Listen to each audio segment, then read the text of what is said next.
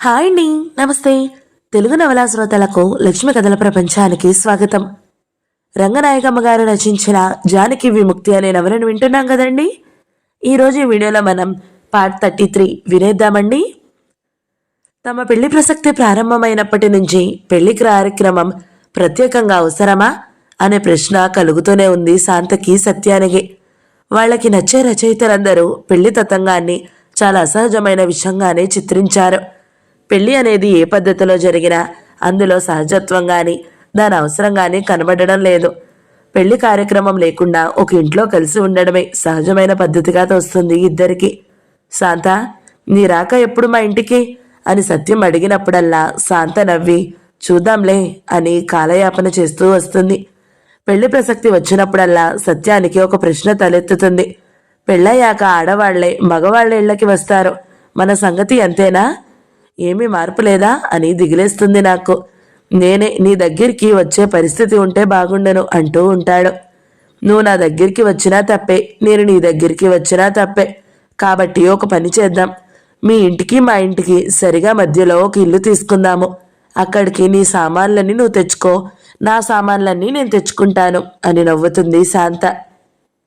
నవ్వులాట కాదు శాంత, ఇదే చక్కటి కమ్యూనిస్టు దేశం అనుకో. అప్పుడు స్త్రీకి ఇల్లు ఉంటుంది, పురుషుడికి ఇల్లు ఉంటుంది. వాళ్ళిద్దరూ పెళ్లి చేసుకుంటే ఇద్దరూ కలిసి ఒక ఇల్లే ఉంచుకుని రెండో ఇల్లు వదిలేయచ్చు. వాళ్ళున్న ఇల్లు ఇద్దరి పేరున ఉంటుంది, దాని మీద ఇద్దరికీ హక్కు ఉంటుంది. అది భర్త ఇల్లో భార్య ఇల్లో అవదు. ఎవరింటికి ఎవరు వచ్చారనే ప్రశ్నే ఉండదు. అలా అయితే ఎంత బాగుంటుంది. బాగుంటుంది కానీ ఏం చేయగలం ఇప్పుడు? అది మన చేతుల్లో లేదు కదా. అందరిలాగానే నువ్వు మా ఇంటికి అత్తారింటికి వచ్చినట్టు రావడం తలుచుకుంటేనే సిగ్గేస్తుంది నాకు. అత్తారింటికి వస్తున్నట్టు నేను అనుకోను, నువ్వు అనుకోకు. ఆ అభిప్రాయాలు వదిలేసినప్పుడు ఎందుకంత బాధ? అభిప్రాయాలు వదిలేసినా జరిగే పని అదే కదా. నువ్వు మా ఇంటికి రాగానే నీకు తెలిసిన వాళ్ళంతా శాంత అత్తారింటికి వెళ్ళింది అంటారు. నాకు తెలిసిన వాళ్ళంతా సత్యం భార్య కాపురానికి వచ్చింది అంటారు. అనరా? జరిగే పనిలో మార్పు లేకపోతే దాని గురించి చెప్పుకోవడంలో మార్పు ఎలా ఉంటుంది? అందుకే నేను అన్నట్టు సమాజమే మన ఇద్దరి పేరున ఒక ఇల్లు ఇస్తే అందులో మనం ఉంటే శాంత అత్తారింటికి వెళ్ళిందని ఎవ్వరూ అనరు. శాంతలు కాంతలు అత్తారిళ్ళకి వెళ్లే పద్ధతి పోతే కొన్నాళ్ళకి అత్తారిల్లే భాషలో నుంచి ఎగిరిపోతుంది. సరేలే, నీ కలలు బాగానే ఉన్నాయి కానీ సమాజం మనకు ఇల్లు ఇచ్చేదాకా మనం కలిసి ఉండొద్దంటావా ఏమిటి సత్యం? అలా చేస్తే మంచిదే. చూద్దాం చూద్దాం అని ఎలాగా ఆలస్యం చేస్తున్నావు కదా.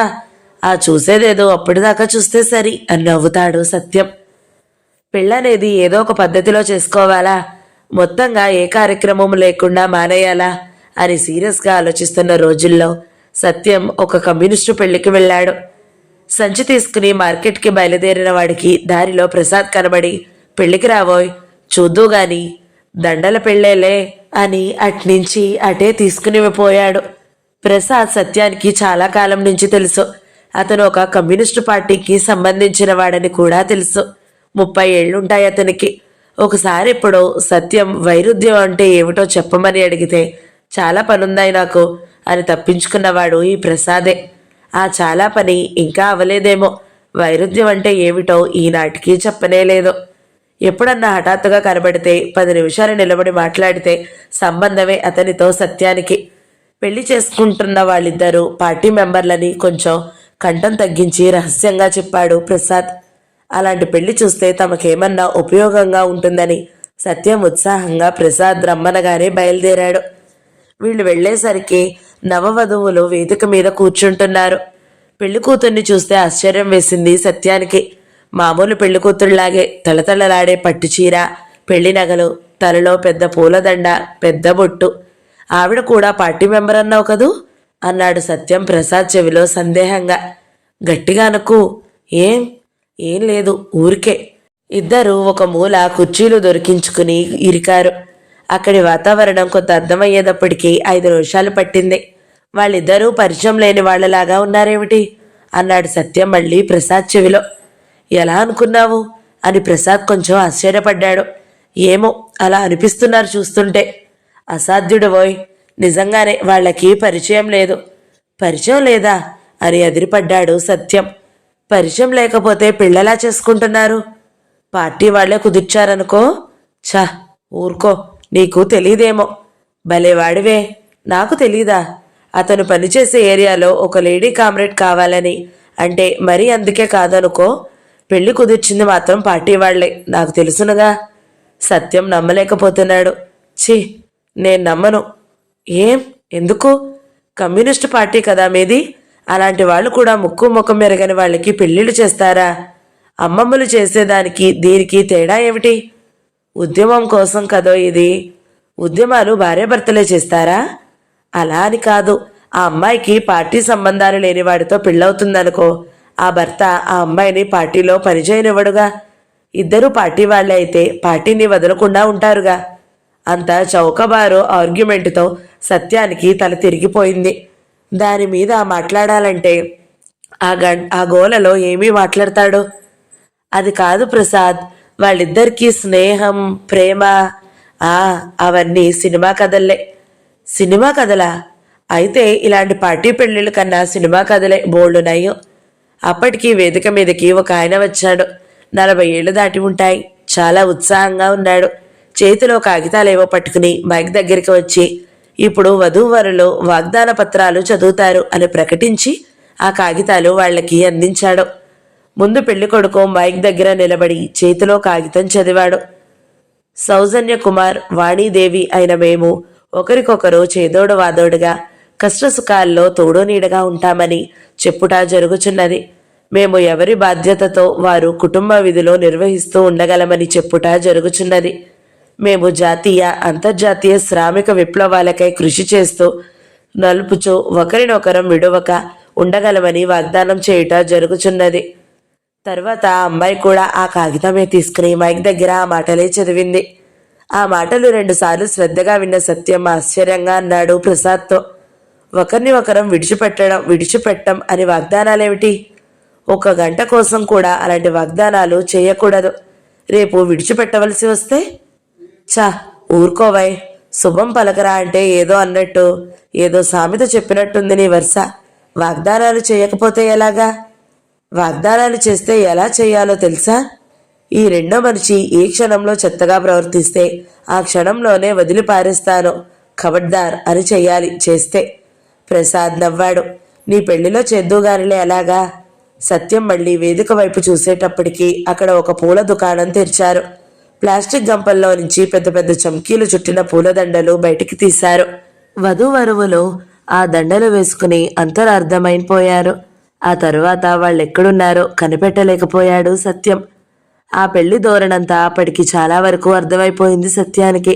అందులో కమ్యూనిస్టులా మాట్లాడే నూతన సాంస్కృతిక భావాలేమిటో ఒక్కటైనా దొరికే ఆశ కనబడలేదు. అసలు పెళ్లి కొడుకు, పెళ్లి కూతురు ఒకరిని ఒకరు ఎంచుకోకుండా ఎవరో నిర్ణయించిన వాళ్ళైతే అందులో నూతనత్వం గురించి వెతికేదేముంది? ఆదిలోనే హంసపాదం అన్నట్టు సత్యానికి మొదట్లోనే ఆ పెళ్లి మీద గౌరవం పోయింది. అప్పటి నుంచి ప్రతి విషయం నవ్వులాటలాగానే కనబడడం మొదలెట్టింది. వధూవరులు ఆ మెడలో దండలు కాసేపటికి తీసేసి టేబుల్ మీద పెడతారేమో, అది ఆగుతుందా అని సత్యానికి కాసేపు ఆ టేబుల్ కాళ్ల వైపు చూశాడు. ఏదో ప్రమాదం జరిగేలాగే కనబడి భయపడుతూ కూర్చున్నాడు. వాళ్ళ దండలతో అలాగే భారంగా మైక్ దగ్గరికి వచ్చి కదిలి నెమ్మదిగా కుర్చీలలో కూర్చున్నారు. కుర్చీల కాళ్ళు జవజవలాడి ఎలాగో సర్దుకున్నాయి. అంతంత దండలు వేసుకోవాలని ఆ కమ్యూనిస్టు పార్టీ మెంబర్లకి ఎన్నాళ్ల నుంచి కోరికగా ఉందో పాపం అని సత్యానికి చాలా జాలేసింది. ఆ దండల సందుల్లో ఎప్పుడో ప్రారంభించాడో ఒక ఆయన మైక్ దగ్గర ఉపన్యాసం దయచేస్తున్నాడు. సత్యం ఆ సంగతి గమనించనే లేదు. గమనించిన దగ్గర నుంచి చెవులు రెక్కించుకుని చాలా శ్రద్ధగా విన్నాడు. దేశంలో భూమి పంపకం జరగకపోతే దేశానికి విముక్తి లేదు కాబట్టి సామ్రాజ్యవాదులు దోపిడీ ఏ రేటున జరుగుతోందో చూడమని చప్పున జేబులో నుంచి ఒక కాగితం తీసి కంపెనీల పేర్లు, దాని షేర్లు, దాని డివిడెంట్లు, ఆ లెక్కలన్నీ 15 నిమిషాల సేపు చదివాడు. పెళ్లిలో చెప్పాల్సిన షేర్లు డిమాండ్లునా అని సత్యం తెల్లబోతుండగా మైక్ దగ్గర ఉపన్యాసకుడు మారి ఇంకో ఆయన వచ్చి ఆయన ఇరాన్లో ఆయిల్ సంక్షేపం గురించి ఎత్తుకున్నాడు. ఆ సంక్షోభం వల్లే భారతదేశంలోనూ ఇండో చైనాలోనూ బస్సు రేట్లు పెరిగిపోయాయన్నాడు. సత్యానికి ఒళ్ళు మండిపోయి, ఏమిటిది, ఏం మాట్లాడుతున్నారు వీళ్ళు? ఎలక్షన్ మీటింగ్ అనుకుంటున్నారా అన్నాడు ప్రసాద్తో. ఏం అంతర్జాతీయ సంక్షోభం గురించి చెప్తున్నాడు. సామ్రాజ్యవాదుల దోపిడీ నశిస్తేనే మన నూతన ప్రజాతంత్ర విప్లవం విజయవంతమై ఫ్యూడల్ సంప్రదాయాలు నశిస్తాయి అని నెమ్మదిగా స్పీడ్ అందుకున్న రైలులాగా మహా ఉత్సాహం వచ్చేసి ఈ మూల తన ఉపన్యాసం మొదలెట్టాడు ప్రసాద్. గతి తార్కిక దృష్టితో చూస్తే ప్రపంచంలో అన్నిటికీ పరస్పర సంబంధాలుంటాయని తెలుస్తుంది అన్నాడు మళ్ళీ. అయితే నేను లేచి అంగారక గ్రహం గురించి మాట్లాడనా?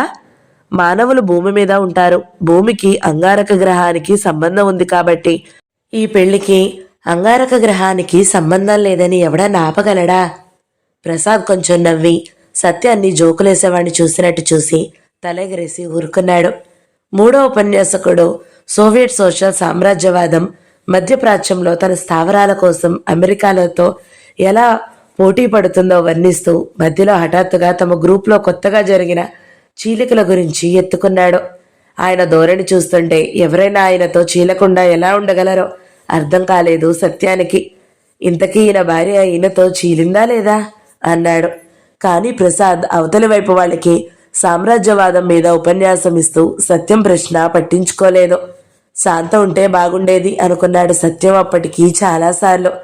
కానీ శాంత ఉంటే పోదాం పదా అని ఎప్పుడో లేవదీసుకుపోయేది. ఉపన్యాసకుడు హఠాత్తుగా దారి తప్పి ఒక మంచి విషయంలోకి వచ్చి పడ్డాడు. పూర్వం పెళ్లిళ్ళు ఎంతంత ఆడంబరంగా జరిగేవో, ఎంతంత ఖర్చులు చేసి సంసార్లు సన్నాసులైపోయేవారో, ఇప్పుడు పెళ్లిళ్ళు ఎంత నిరాడంబరంగా జరుగుతున్నాయో కాసేపు వర్ణించాడు. మొదట్లో పెళ్లిళ్ళు 7 రోజులు జరిగేవి. మా తాతగారి పెళ్లి 7 రోజులు జరిగిందట అన్నాడు. వీళ్ళ తాతగారి పెళ్లే మొదలు కాబోలు పెళ్లిళ్ల చరిత్రకి. తాతగారిని తలుచుకోగానే ఉపన్యాసకుడు ఏదో మత్తులోకి వెళ్ళిపోయాడు. ఆయన టీవీని వర్ణించాడు కాసేపు. ఆ 7 రోజుల తతంగాన్ని విడివిడిగా వర్ణించాడు. ఆ వర్ణన సాగుతున్న కొద్దీ ఆయన ధోరణి ఎలా తయారైందంటే, ఆ రోజుల్లో పెళ్లివారు మైసూరెద్దుల బళ్ల మీద ఆ తరలి రావడాలు, చాకళ్ళు ఆ పల్లకీలు మోయడాలు, ఆ బాజా భజంత్రీలు, ఊరంతా సందడి, అవన్నీ ఈ రోజుల్లో ఎక్కడేడ్సాయి అని ఆ 7 రోజుల పెళ్లిని కీర్తించే ట్రక్లో పడ్డపోయాడు. జనంలో కై కై మరి 4 ఈలలు దూసుకొచ్చేసరికి ఉపన్యాసకుడు తెప్పరిల్లి సర్దుకున్నాడు. ఇంతకీ చెప్పొచ్చేదేమిటంటే, తరువాత 5 రోజులు పెళ్లిళ్ళొచ్చాయి. చూసారా, 2 రోజులు తగ్గింది. 6 రోజుల పెళ్లిళ్ళు ఎప్పుడు జరిగేవో ఇంకా చరిత్రకు అందడం లేదు. ఆ వెనుక క్రమంగా 3 రోజులు పెళ్లిళ్ళొచ్చాయి. మా నాన్నగారి పెళ్లి 3 రోజులు జరిగిందట. నీ ఉపన్యాసం ఇలాగే సాగితే ఈ పెళ్లి మళ్ళీ 7 రోజులు పెళ్ళవుతుందిలే అని విసుక్కున్నాడు సత్యం కొంచెం గట్టిగానే. దానికి జవాబుగా ఎవరో నవ్వారు. సత్యానికి ప్రాణం లేచి వచ్చి అటు చూశాడు. ఆ పెళ్లిని చూసి నవ్వేవాడు ఇంకొకడు దొరికాడని. దాదాపు సత్యవంత వయసున్న కుర్రాడే. వీళ్ళకి ఎప్పుడేం మాట్లాడాలో తెలిసినట్టు లేదు అన్నాడు అతను సత్యాన్ని చూస్తూ కోపంగా. అయ్యో, ఇంతసేపు మిమ్మల్ని గుర్తించలేదే అని నొచ్చుకున్నాడు సత్యం. ఇలాంటి దండల పెళ్లికి నేను ఎప్పుడూ రాలేదండి అని మొదలు పెట్టాడు అతను ఇటు వంగి. దండలు అనకండి, అవి దండలు కావు, కొండలు. బాగా అన్నారు, కొండల పెళ్ళే అది. చూడండి ఎంతసేపటి నుంచి మోస్తున్నారో అవి. పోని తీసేసి కింద పడేయకూడదు. నా అభిప్రాయం వాళ్ళు మూర్చొచ్చి పడిపోయారేమోనని. ఫోటోలు చూసారా ఎన్ని తీశారో? ఒక రీల్కి ఎన్ని ఫోటోలు వస్తాయో మీకు తెలుసా? తెలీదు, 10 అనుకుంటాను. ఏం, ఎన్ని రీళ్ళు అవుతాయో చూద్దామని లెక్క పెడుతున్నారా? 15వది ఇది. ఉపన్యాసకుడు హఠాత్తుగా పెళ్లి కొడుకుని కృష్ణుడితో పోల్చి వర్ణిస్తున్నాడు. గోపికా హృదయలోనుడైన మన సౌజన్య ఇక మీదట మధురవాణి హృదయలోనుడవుతాడు అని మొక్క నిండా ఒక నవ్వు వెలిగించాడు. సత్యానికి మొదట అర్థం కాలేదు. పెళ్లి కొడుకు పేరు సౌజన్య, పెళ్లి కూతురు పేరు వాణి కాబట్టి ఆమెని మధురవాణిని చేసి అతన్ని సౌజన్యరావుని చేసి ఆ 2 పాత్రల మధ్య ఎన్నడూ లేని శృంగారాన్ని ఈయన ఊహించి సరదా పడుతున్నాడు. ఇంకో ఘోరమైన విషయం, ఆ పెళ్లి కొడుక్కి పెళ్లికి ముందే అమ్మాయిలతో సంబంధాలున్నాయన్న సంగతి ఏదో హాస్యంలాగా బయట పెడుతూ అతన్ని గోపికా హృదయ లోలునడం. పెళ్లి కూతురికి కోపం వచ్చి లేచిపోతుందేమోనని సత్యం ఉత్కంఠతో భయంగా చూస్తుంటే ఆ అమ్మాయి ఉపన్యాసకుడి మాటలకు ముసిముసి నవ్వులు నవ్వుతుంది. దాంపత్యాల గొప్పదనాల్ని వర్ణిస్తూ ఆయన ఈనాడు మన దాంపత్యంలో, ఈ మన యొక్క దాంపత్యంలో అంటున్నాడు మధ్య మధ్య. ఆ దాంపత్యం అక్కడున్న వాళ్ళిద్దరిది అయినట్టు. ఆటవిక కాలంలో గుంపు పెళ్లికి సరిపోయే మాటలు ఏవేవో తెచ్చి మహోత్సవంగా వర్ణిస్తున్నాడు. మొత్తం మీద ఆ పెళ్లి ఉపన్యాసాల్లో ఆ సందర్భానికి పనికొచ్చే ముక్క ఒక్కటన్నా దొరకలేదు. పెళ్లి చేసుకుంటున్న వాళ్ళు గాని, చేసుకోబోయే వాళ్ళు గాని, చేసుకున్న వాళ్ళు గాని తమ దాంపత్య జీవితంలో ఎలాంటి అభ్యుదయ భావాలతో ప్రవర్తించాలో, ఒకరి వ్యక్తిత్వాన్ని ఒకరు ఎలా గౌరవించాలో, భార్యాభర్తల మధ్య స్వేచ్ఛ సమానత్వాలు ఎలా పాటించుకోవాలో అలాంటి ముక్కలు ఏమైనా చెబుతారేమో వినాలని చాలా ఆశపడ్డాడు సత్యం. ప్రేమ గురించి, పెళ్లి గురించి చలం, టాల్స్టాయ్, షా, రసెల్, శరత్, ప్రేమ్చంద్ ఇంకా ఎంతో మంది రచయితలు చెప్పిన మంచి మంచి విషయాలు ఎన్నో ఉన్నాయి. అలాంటి మాటలు కొన్ని చదివి వినిపించి వాటిని దృష్టిలో పెట్టుకోమని చేస్తే ఎంత గొప్పగా ఉండేది. ప్రకృతి సహజమైన కామవాంఛ సాంస్కృతిక భావాలతో కలిసి దాంపత్య ప్రేమగా రూపొందిందని లెనిన్ ఎంత గొప్పగా చెప్పాడు. అలాంటి విషయం ఒక్కటి వివరించి చెప్తే ఆ సందర్భానికి ఎంత బాగుండేది. ఎవరికుంటుందా దృష్టి? ఇళ్లకు వెళ్ళి కుర్చీలు ఎక్కి భార్యలతో చాకిరీలు చేయించుకునే ఉపన్యాసకులే కదా వీళ్ళంతా. ఈ పెళ్లి కుదిర్చిన పార్టీ వాళ్ళకి ఒక ఆడ పని మనిషి, ఒక మగ పని మనిషి జత చేయడమే తెలిసింది గాని అంతకన్నా ఏం తెలుసు? ఉపన్యాసకులందరూ అయ్యాక వేదిక మీద పెళ్లి పెద్దలేచి తమ వంతు ఉపన్యాసం తను కూడా ఇచ్చాడు. గవర్నమెంట్ను తిట్టి ముఖ్యమంత్రిని తక్షణం మార్చాలన్నాడు. స్కూల్ పిల్లలకి నోటు పుస్తకాలు బొత్తిగా దొరకడం లేదు కాబట్టి భూమి సమస్య కీలకమైందని ముగించాడు. పెళ్లి అయిపోయింది. వధూవరులు కుర్చీలో నుంచి లేచి ఆ కొండల దండలతోటి ఇటు అటు ఒకరికొకరి దగ్గరికి తిరగడం మొదలెట్టారు. జీవితాలకి రెండో మనిషి దొరికిన సంబంధం కన్నా అంత పెద్ద దండ దొరికినందన్న సంబరమే ఎక్కువగా ఉన్నట్టుంది వాళ్ళకి. పోనీలే పాపం, రేపటి నుంచి వాళ్ళకి సంసార కష్టాలే. ఎలాగో అలాగా కాసేపు సంబరంగా ఉన్నారు దండలతో పాపం అనుకుంటూ లేచాడు సత్యం. ఆ మన్నాడు ఆ పెళ్లి సంబరం అంతా శాంత ముందు వర్ణించి శాంతని ఓ గంట సేపు నవ్వించాడు. నువ్వు గాని హఠాత్తుగా వచ్చి ఆ కుర్చీల వైపు చూస్తే దండలకి పెళ్లిళ్ళు చేసుకున్నారేమిటి అని ఆశ్చర్యపోతావు. అంతా కప్పబడిపోయారు వాళ్ళు దండల కింద. ఆ రోడ్డు మీద పోతూ ఎవరైనా ఆ మైక్లో ఉపన్యాసాలు విన్నారనుకో, ఇక్కడ ఏదో సమ్మెదారుల సానుభూతి మీటింగు పెట్టారనుకుంటారు. ఫోటోల సంగతి అయితే నమ్మనే నమ్మవు. నించుని కూర్చుని తలలు అటు తిప్పి ఇటు తిప్పి అబ్బా ఎన్ని ఫోటోలు. ఉపన్యాసాల వాళ్ళకి కూడా అవే ఫోటోలు పడాలని కెమెరా మనిషి అటు వస్తుంటే పాపం ఈయన తన కోసమే అనుకుని మెడ సవరిస్తూ చిరునవ్వు ముఖం పెట్టాడు. ఉద్రేకంతో పిడికిలు బిగిస్తాడు. ఈయన ఇంత తంటాలు పడుతుంటే కెమెరా మనిషి ఈయన్ని దాటి వెళ్ళిపోతాడు. అప్పుడు చూడాలి ఆయన ముఖం. చెప్తే లాభం లేదు, నిజంగా అప్పుడే ఫోటో తీయాలి. శాంత నవ్వి నవ్వి మరి నన్ను పిలవకుండా నువ్వు ఒక్కడికే వెళ్ళావేం అంది. టైం లేదే, బియ్యం సంచి కొట్లో పారేసి హడావిడిగా పరిగెత్తాను. పోనీలే, ఇంకో పెళ్లి చూపిస్తాలే. మన కమ్యూనిస్టులు ఇంకా పెళ్లిళ్ళు కుదిర్చి చేస్తూనే ఉంటారు కదా. అయితే శాంత, మనం ఈ పద్ధతి పెళ్లి చేసుకోం, ఖాయమేనా? నేను చేసుకోను బాబు. చేసుకుంటే నువ్వు చేసుకో. పెళ్లి చేసుకుని ఇంటికొచ్చేయి. నేనొక్కడేనా? ఏమో నీ ఇష్టం. పూర్వం పెళ్లిళ్ళు కత్తికి బాసికం కట్టి చేసేవారట. అలాగ నువ్వు నీ పక్కన కుర్చీకి దండ వేసి చేసుకో. అది కాదు శాంత, కొంచెం ఆలోచించు. ఆ దండలు ఆ ఉపన్యాసాలు తీసేస్తామనుకో, ఊరికే కాసేపు అలా కుర్చీల మీద కూర్చుని లేచిపోతే ఒక బల్ల 2 కుర్చీలు కనబడ్డాయంటే ఎవరో ఒకరు తమకొచ్చిన ఉపన్యాసం మొదలు పెట్టేస్తారు. అది ఆయిల్ సంక్షోభంలోకి దిగిపోతుంది. అప్పుడు కుర్చీలో నుంచి దూకి పారిపోదాం. పారిపోవచ్చు గాని ఆ గోలంతా ఎందుకు లేదో. మరి మన పెళ్ళలాగా? పెళ్ళికేం, అది ఎప్పుడో అయిపోయింది. నువ్వే చదివావో లేదు, నేను చాలామంది రచయితల్ని చదివాను. మన నిర్ణయమే మన పెళ్ళి, అంతకన్నా పెళ్లి లేదు, గిళ్ళి లేదు. 2 మనసులు కలిసి ఒక చోట ఉండడానికి అన్ని వ్యవహారాలు జరగాల. అందులో ఒక వ్యవహారం కూడా నేను ఒప్పుకోను. ఏదో ప్రదర్శన ఇచ్చేవాళ్లలాగా వేదికలెక్కి కూర్చోవాలా? పీటల మీద కూర్చోవడానికి కుర్చీల మీద కూర్చోవడానికి ఏమిటి తేడా? సత్యం, మనం వేదికలెక్కి కూర్చోం, వాగ్దానాలు చదువుకోం, దండలు వేసుకోం, ఉపన్యాసాలు ఒప్పుకోం, పెళ్లి ఫోటోలు తీయించుకోం.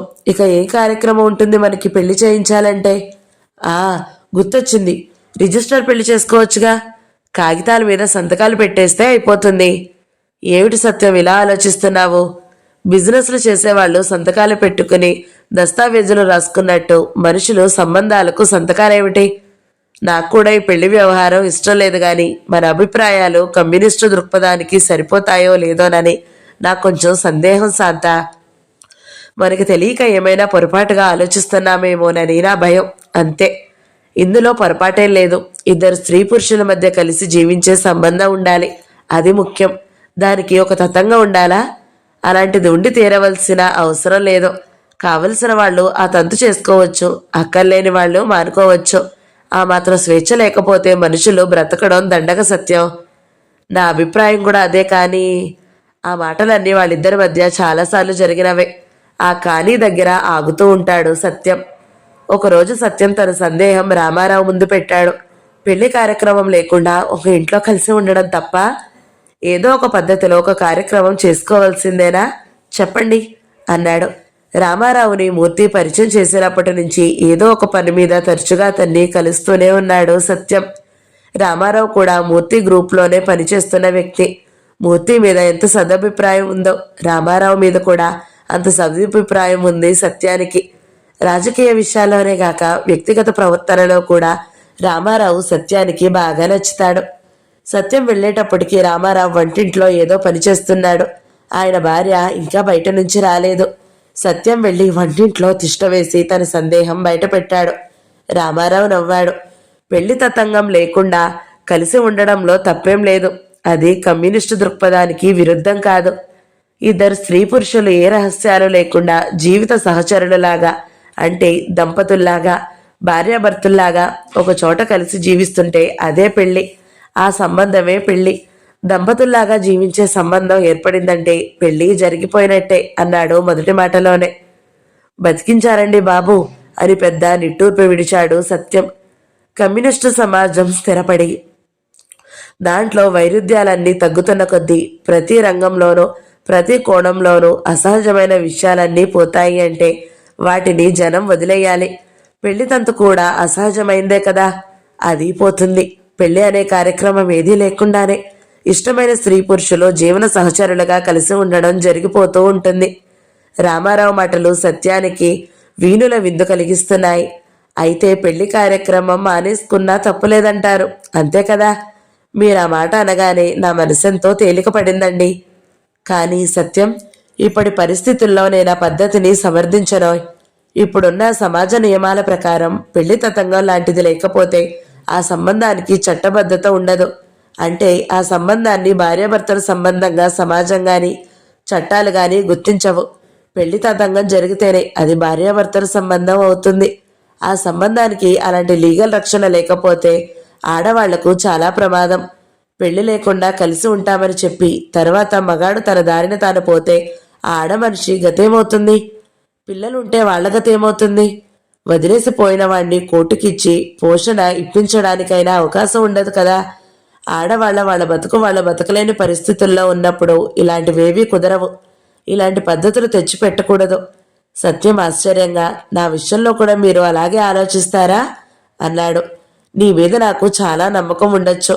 అది నమ్మకాల ప్రశ్న కాదు. పెళ్లి లేకుండా కలిసి ఉండాలంటే ఆ వ్యక్తులిద్దరికీ ఉన్నతమైన సాంస్కృతిక స్థాయి ఉండాలి, గొప్ప కమ్యూనిస్టు చైతన్యం ఉండాలి. అంత సరైన భావాలతో ఎవరైనా పెళ్లి తతంగం మానుకుని సమస్యలు లేకుండా దంపతుల్లాగా చక్కగా బ్రతుకుతూ ఉంటే వాళ్ళని తప్పకుండా అభినందిస్తాను, మనస్ఫూర్తిగా గౌరవిస్తాను. దానికే సందేహం లేదు. కానీ మీరు ఇలా చేయండి, ఈ పద్ధతి మంచిది అని నేను ఎవరిని ప్రోత్సహించను. ముఖ్యంగా మగాళ్లకైతే అలా చెయ్యమని అస్సలు సలహా ఇవ్వను. నీ విషయంలో అయినా అంతే. ఎందుకో చెప్పాను కదా, ఈ సమాజంలో పెళ్లి వల్ల వచ్చే లీగల్ రక్షణ లేకపోతే మగాళ్ళకి నష్టం లేదు, కానీ ఆడవాళ్లు ఇబ్బందుల్లో పడొచ్చు. ఒకసారి పిల్లలకి నష్టం జరగచ్చు. అలాంటి దాన్ని ఎందుకు సమర్థించాలి? సత్యం, ఇలాంటి సందర్భంలోనే ఎంగెల్పు ఒక మాట అన్నాడు. సోషలిస్టు చైతన్యం గల పురుషులు స్త్రీల విషయంలో చాలా బాధ్యతగా ప్రవర్తించాలి అన్నాడు. సీరియస్గా అర్థం చేసుకో. బాధ్యతగా ప్రవర్తించడం అంటే ఏమిటి? పెళ్లి, విడాకులు, సెక్స్ విషయాలు, అలాంటి విషయాల వల్ల ఆడవాళ్ళకి ఇబ్బందులు రాకుండా చూడాలి. నువ్వు నిజంగా శాంత క్షేమం కోరేవాడివైతే ఇప్పటి పరిస్థితుల్లో ఎలా జరిగితే ఆమెకు మంచిదో అలాగే చెయ్యి. నీ వల్ల ఆమెకి హాని జరగకూడదు. జరిగే అవకాశాలు లేకుండా చూడాలి. అవునంటావా? చెప్పండి అన్నాడు సత్యం ఆతృతగా. నా అభిప్రాయం అయితే నీ ఉద్దేశం మార్చుకోవాలి సత్యం. పెళ్లి కార్యక్రమం మానేయాలని నీకింత ఉత్సాహంగా ఉన్నా దానివల్ల ఇంకో మనిషికి సమస్య రావచ్చు కాబట్టి నీ ఉద్దేశం మార్చుకోవడమే మంచిది. ఇదే నేను నీకిచ్చే సలహా. సత్యం కొంచెం సేపు మౌనంగా ఉండి, ఇద్దరు స్త్రీ పురుషులు దంపతుల్లాగా కలిసి ఉంటే అదే పెళ్లి అని, ఆ సంబంధమే పెళ్లి అని అన్నారు కదా మీరే అన్నాడు ఆతృతగా. అది మన అర్థం, భవిష్యత్తులో ఏర్పడబోయే అర్థం. కానీ ఇప్పుడు అమలులో ఉన్న సమాజంలో అలాంటి అర్థం లేదు కదా. పెళ్లి తతంగం జరగలేదంటే ఆ సంబంధాన్ని కోర్టులు చట్టబద్ధత గల సంబంధంగా గుర్తించవు. అది అక్రమ సంబంధం అనే అర్థాలు తీస్తాయి. ఆ సమాజంలో ఉండే క్రమం అంతా చట్టాలు ఏం చెప్తే అదే. చట్టాల ప్రకారం లేకపోతే అది అక్రమమే. చట్టాల ప్రకారం లేని సంబంధాలైతే ఆ స్త్రీకి, ఆ పిల్లలకి పోషణ తీసుకునే హక్కులు, వారసత్వంతో ఆ పురుషుడి ఆస్తిని తీసుకునే హక్కులు ఉండవు. అసలు ఇవన్నీ మగాడికి సొంతాస్తి ఉండడం వల్ల పుట్టుకొచ్చే సంబంధాలు. నాకా సొంతాస్తి అన్నాడు సత్యం తెల్లబోతూ కంగారుగా. నీకాదులే, ఆస్తి ఉన్నవాడి సంగతే. వాడి సంగతి నాకెందుకండి? వాడి సంగతులే, వాడి చట్టాలే నీకు వర్తిస్తాయి. నీకు వేరే సమాజం ఉందా? ఇద్దరి జీవితాలు కలుస్తున్నప్పుడు స్త్రీ రక్షణ కోసం ఏదో ఒక లీగల్ కార్యక్రమం ఉండాలి. నీకు అర్థం కావడం లేదా? శాంతకి ఎలా క్షేమం అయితే అలా చేయడానికి నాకేం అభ్యంతరం లేదండి. సంతోషంగా చేస్తాను. కానీ నా సందేహం ఏమిటంటే, ఆ పద్ధతులన్నీ ఆస్తి వల్ల పుట్టుకొచ్చేవే అంటున్నారు కదా.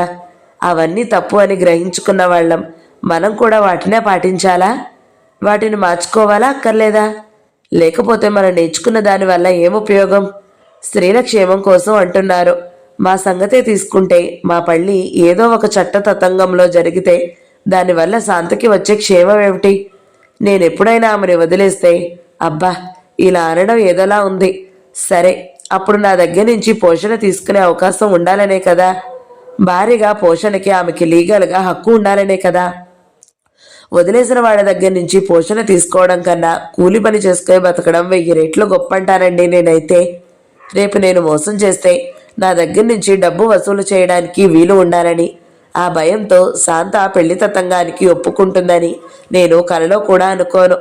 ఇద్దరము విడిపోవడమే జరిగితే శాంత నా నుంచి పోషణ తీసుకుంటుంది అనుకోను. ఆ అమ్మాయి అలా ఆలోచించగలిగితే చాలా మంచిదే. రేపేమైనా చికాకులు వస్తే ఎదుర్కోవాల్సింది ఆమె కాబట్టి ఆ విషయం ఆమె ఆలోచించుకోవాలి. పెళ్లి ఉండాలా లేదా అనేది ఒక రకంగా శాంత సమస్యే, నీ సమస్య కాదు.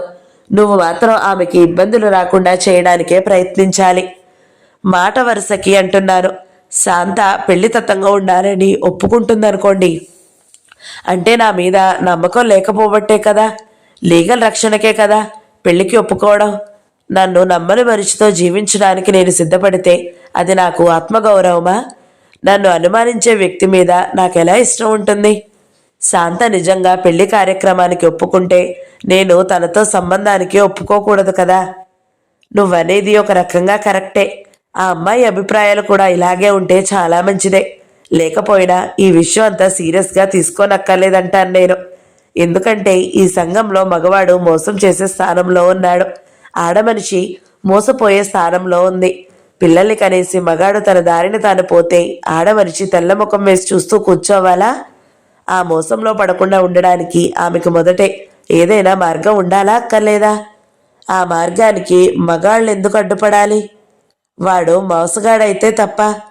పురుషుడితో ఒక స్త్రీ, నీ మీద నాకు చాలా నమ్మకం ఉంది, పెళ్లి లేకపోయినా నిన్ను నేను నమ్మగలను అంటే అది వేరుగాని నన్ను నమ్మవా? పెళ్ళెందుకు మనకి అని పురుషుడు అనకూడదు. నిన్ను నమ్ముతా అనే మాట స్త్రీ అనకపోయినా పురుషుడు కించపరచకూడదు. పురుషుడి మీద ఆమెకి అంత నమ్మకం కలిగే పరిస్థితి లేదన్నమాట సంఘంలో. అది అర్థం చేసుకుంటే నన్ను నమ్మమని మనిషితో నాకు సంబంధం ఎలాగా అనే ప్రశ్న రాదు. సత్యం కొంచెం నవ్వాడు. ఆడవాళ్లంతా ఉండే స్థాయిలోనే శాంత ఉంటే నాకు మాత్రం అది చాలా బాధ కలిగించే విషయమే. ఆమె అభిప్రాయాల్ని నాకు తెలుసు గాని అయినా మళ్ళీ ఒకసారి మాట్లాడి చూస్తాను అని లేచాడు. మన పెళ్లి విషయం బాగా ఆలోచించాను శాంత. నా అభిప్రాయం కొంచెం మార్చుకోవలసి వస్తుంది. ఏదో ఒక రకం పెళ్లికి సిద్ధం నేనిప్పుడు. కుర్చీల పెళ్లి గాని, బెంచీల పెళ్లి గాని, చాపల పెళ్లి గాని, పీటల పెళ్లి తప్ప. ఏం పీటలేం పాపం చేసుకున్నాయి? పూర్వం వాళ్ళంతా పీటల మీద కూర్చుని పెళ్లిళ్ళు చేసుకున్నారు కదా, అంచేత మనం పీటల్ని తిరస్కరిద్దాం. పూర్వం వాళ్ళు కూర్చున్న పీటలే గాని వాళ్ళు చేసుకున్న పెళ్లి తతంగాన్ని తిరస్కరించొద్దా? ఇది ఆ తతంగా లాంటిది కాదు కదా. ఎలాంటిదైనా అనవసరమే. మనం నిర్ణయించుకున్న రోజునే మన పెళ్లి అయిపోయింది. ఇద్దరం ఒకే ఇంట్లో కలిసి ఉండడమే ఇప్పుడు జరగాలి. మొక్కకి పువ్వు పూసినంత సహజంగా ఇది జరిగిపోవాలి. అవుననుకో, అలా జరగడం నాకు ఇష్టమే గాని ఆ కొత్త పద్ధతి ఇప్పట్లో వద్దులేదు. ఇంకా తర్వాత కాలం వాళ్ళు చూస్తారులే. అయితే పెళ్లి ఉపన్యాసాలన్నీ వింటావన్నమాట. ఇరాన్లో ఆయిల్ సంక్షోభం మధ్య ప్రాచుర్యంలో ఉపన్యాసాలు కొంచెం తగ్గించమని వాళ్ళని బ్రతిమలాడుకుందాం. నువ్వు వింటావేమో, నేను వినలేనులే. పోని నువ్వు చెవుల్లో దూది పెట్టుకుని చెవుల మీద జుట్టు కప్పేసుకో, అదో ఫ్యాషన్గా ఉంటుంది. అలాంటి ఫ్యాషన్ నాకు ఇష్టం లేదు. మరి అయితే ఉపన్యాసాలు మొత్తం తీసేద్దాం. ఉపన్యాసకులకు మా పెళ్లి వైపు వస్తే తండబడుతురు అని పెద్ద పెద్ద బోర్డులు రాసి పెళ్లి హాల్కి 4 వైపులా పెట్టేద్దాం. మన దగ్గర డబ్బంతా బోర్డులకే ఖర్చు పెట్టేద్దాం. ఈ ఉపాయం చాలా బాగుంది కదూ. నీ మొహంలా ఉంది. నా మొహం చాలా బాగుంటుందని అందరూ అంటారే. లోకులు కాకులు అవన్నీ నమ్మకు. సరే, నీ వాక్కులే నమ్ముతాను. పోనీ ఇంకోలా చేస్తే, ఈ ఊళ్ళో ఎంతమంది ఉపన్యాసకులున్నారో లిస్టు తయారు చేస్తాను. అందరికీ దొంగ టెలిగ్రాములు ఇచ్చేసి వేరే ఊళ్ళు పంపించేసి మనం గప్చుప్గా పెళ్లి చేసుకుందాం. ఏం, ఈ ఉపాయం చాలా బాగుంది కదూ. నిజం చెప్పు. శాంత అన్నిటికీ నవ్వి, ఏమిటి ఇలా మారిపోయావు? రామారావు గారితో మాట్లాడతానన్నావు, వెళ్ళావా? లేదు, ఇంకా వెళ్ళలేదు. ఆలోచిస్తుంటే నాకే చాలా సందేహాలు వస్తున్నాయి. మనం కొంచెం ప్రాక్టికల్గా ఆలోచించాలి. పరిస్థితులను బట్టి నడవాలి కదా. ఇప్పటి పరిస్థితుల్లో ఆడవాళ్ళకి రక్షణ ఉండేలాగా చూసుకోవాలి కదా. బాగా ఆలోచిస్తే అది ఎంతో మంచి విషయం అనిపిస్తుంది. ఇన్నాళ్ళు నాకు ఈ విషయం తోచనే లేదు. పెళ్లి లేకుండా కలిసి ఉందామని నమ్మించి కొన్నాళ్ళకి మగాళ్ళు వాళ్ళ దారిన వాళ్ళు పోతారనుకో, దానివల్ల ఆడవాళ్ళకి ఎంత నష్టం. అందుకే లీగల్గా రక్షణ లేని పద్ధతి గురించి ఇప్పట్లో ఆలోచించకూడదు కదా. అవును, అందరూ అలాగే చెయ్యాలనడం మంచి పద్ధతి కాదు. అందరికీ పనికిరాదది. అదే నేననేది. మనం కూడా పెళ్లి లాంటిదేదైనా చేసుకుంటేనే నీకు రక్షణగా ఉంటుంది. నాకే రక్షణ? రక్షణ ఏమిటి? కొన్నాళ్ళకి నేను ఎలా మారతానో నీకేం తెలుసు? నాకే తెలీదు. అంటే ఎలా మారతావు? మారతానని కాదు, మాట వరుసకు అంటున్నాను. ఆర్గ్యుమెంట్ కోసం అంటున్నాను. నేను నీతో ఉండడం మానేస్తాననుకో. మానేస్తే అప్పుడు నా మీద కేసు పెడితే కోర్టు నీకు డబ్బు ఇప్పిస్తుందిగా. డబ్బెందుకు? నీ పోషణకి. శాంత ఆశ్చర్యంగా చూసింది. నిజంగానే అంటున్నావా? శాంతకి కోపం వస్తుందేమోనని సత్యానికి భయం వేసింది. అది కాదు శాంత, నాతో కలిసి ఉండడానికి ఇష్టం లేని వాడి దగ్గర నుంచి డబ్బు తీసుకుని ఆ డబ్బుతో బ్రతుకుతాననుకుంటున్నావా అని తెల్లబోతూ చూసింది శాంత. భర్త అనేవాడు అంత మోసం చేసిపోతే మరి భార్య ఏం చేయాలి? పోషణ తీసుకోకపోతే ఎలా బ్రతుకుతుంది? అయితే నేను నీ పోషణ మీద ఆధారపడతాననుకుంటున్నావా? నీ సంగతి కాదు, వేరే వాళ్ళ సంగతి. వేరే వాళ్ళు మాత్రం నీ పోషణ మీద ఆధారపడతారా? ఛ, ఏమిటి శాంత? లేకపోతే ఎవరి సంగతో ఎందుకిప్పుడు దొంగతిరుడుగా మాట్లాడతావేం? ఎవరు భర్తల దగ్గర నుంచి పోషణ తీసుకోకూడదని నేనంటున్నానా? బోలెడు కేసుల్లో భార్యలకి మెయింటెనెన్స్ ఇప్పించాలని చూడడం లేదు మేము. బతుకు తెరువు కోసం భర్తల మీదే ఆధారపడేవాళ్ళు భర్తలు ఎంత మోసాలు చేసినా ద్రోహాలు చేసినా వాళ్ళ నుంచే పోషణ తీసుకోక ఏం చేయగలరు? వాళ్ళ సంగతి కాదు, నా సంగతి మాట్లాడు. కలిసి ఉన్నప్పుడు కూడా నేను నీ మీద ఆధారపడను కదా. నా సంపాదన నాకుంటుంది. విడిపోతే నీ దగ్గర నుంచి పోషణ ఎలా తీసుకుంటాను? భర్తే భార్యను పోషించాలనే సాంప్రదాయాన్ని నేను అసహించుకుంటానే. విడిపోయాక నాకు పోషణ ఇవ్వాల్సిన బాధ్యత నీదేనని నేనెలా అనుకుంటాను? ఇంత చిన్న విషయం నీకు అర్థం కాలేదా? తమాషాకి మాట్లాడుతున్నావా, నిజంగా మాట్లాడుతున్నావా? ఇలాగైతే నన్ను నువ్వేం అర్థం చేసుకున్నట్టు? ఇన్నాళ్ళు నువ్వు మాట్లాడిన మాటను నిజమేనా అనిపిస్తుంది సత్యం హృదయం శాంత పాదాల మీద వాలిందప్పటికే. భక్తిగా కొంచెం నవ్వాడు. అది కాదు శాంత, నేను ఆర్గ్యుమెంట్ కోసం మాట్లాడుతున్నాననుకో. నా దగ్గర నుంచి తీసుకునే డబ్బు నీ సొంతానికి ఉపయోగించుకోకపోతే తీసుకున్నాక అవతల పారేయి, పేదవాళ్ళకిచ్చేయి. డబ్బు తీసుకోకపోతే నన్ను శిక్షించడానికి ఇంకేం మార్గం ఉంటుంది? ఊరికే తిరుగుబోతు గుణంతో ముందు ఎంతెంతో ప్రేమ మాటలు చెప్పి నమ్మించి వాళ్ళ దారిన వాళ్ళు పోతూ ఉంటారు. నేను అలాగే పారిపోతాననుకో, మరి దానికి శిక్ష ఉండొద్దా? పోతే పోదు, నన్ను దూరం చేసుకోవడమే నీకు శిక్ష. అన్ని తప్పులకు డబ్బు శిక్ష పనికి వస్తాయా? తెలియనట్టు మాట్లాడతావేం? ఒకళ్ళు వస్తువుని ఎరువు తెచ్చుకుని పాడు చేసి దానికి డబ్బు చెల్లిస్తే వాళ్ళు కొత్త వస్తువు కొనుక్కుంటారు. దానికి డబ్బు శిక్ష సరిపోతుంది. ఒక స్త్రీని మోసం చేసి దానికి డబ్బు శిక్ష సరిపోతుందా? అలాంటి మోసగాడితో అందరూ సంబంధాలు మానేయాలి. స్నేహితులు అతనితో స్నేహాలు మానేయాలి. ఇతర స్త్రీలెవరూ అతన్ని నమ్మేయకూడదు. కుటుంబ సభ్యులు కూడా అతన్ని తిరస్కరించాలి. అలాంటి స్థితిలో పడేయడమే అతనికి శిక్ష. చూడు ఇప్పుడేం జరుగుతుంది. ఒక భార్యను పీడించి తరిమేసినా చంపేసినా మగాడికి 2వ నెలల్లోనే మళ్ళీ పెళ్ళిళ్ళైపోతుంది. వెంకట్రావుకి అయిపోలేదు? అతన్ని చేసుకునే అమ్మాయి గాని, ఆ పిల్ల తల్లిదండ్రులు గాని, ఆ పెళ్లికి హాజరైన వాళ్ళు గాని అతని మంచి చెడ్డల గురించి ఆలోచించారా? మొదటి ఆమెతో నీకెందుకు గొడవ వచ్చింది? ఎందుకు విడిపోయావు?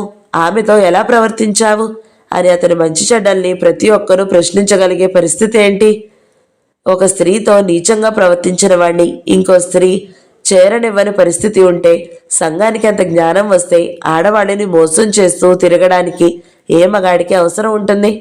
అలాంటి శిక్ష గురించి ఆలోచించాలి గాని, మోసం చేసిన వాడి దగ్గర నుంచి కొంత డబ్బు వసూలు చేసి వాడికి శిక్ష వేశామనుకుంటే ఎప్పటికప్పుడు డబ్బు పడేసి అతని మోసాలు అతను చేస్తూ తిరుగుతాడు.